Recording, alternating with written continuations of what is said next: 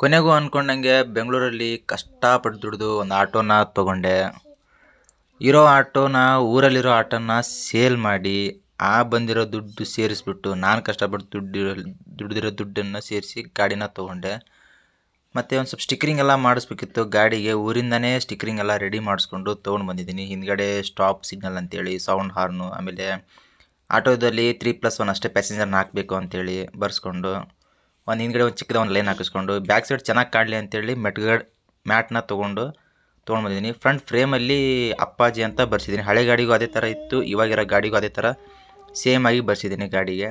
ಇನ್ನೊಂದು ಬ್ಯಾಕಲ್ಲಿ ನಾವು ಇರೋದು ಪ್ರಾಪರ್ ಉತ್ತರ ಕರ್ನಾಟಕ ಹುಡುಗ, ಹೀಗಾಗಿ K27 ಹಾವೇರಿ ಅಂತ ಹಾಕ್ಸಿದ್ದೀನಿ. ಇನ್ನು ಬೆಂಗಳೂರು ಎಲ್ಲೇ ತಿರುಗಿದ್ರು ಈ ಗಾಡಿ ನೋಡಿದ್ರು ಇದು ಹಾವೇರಿದೆ ಗಾಡಿ ಅಂತ ಗುರುತಿಡಿತಾರೆ. ಆಟೋ ತೊಗೊಂಡು 1.5 ತಿಂಗಳಾಯಿತು. ಇಲ್ಲಿವರೆಗೂ ವಿಡಿಯೋ ಮಾಡಿದ್ದಿಲ್ಲ. ಇನ್ಮೇಲೆ ವಿಡಿಯೋ ಮಾಡೋಕ್ಕೆ ಶುರು ಮಾಡ್ತೀನಿ.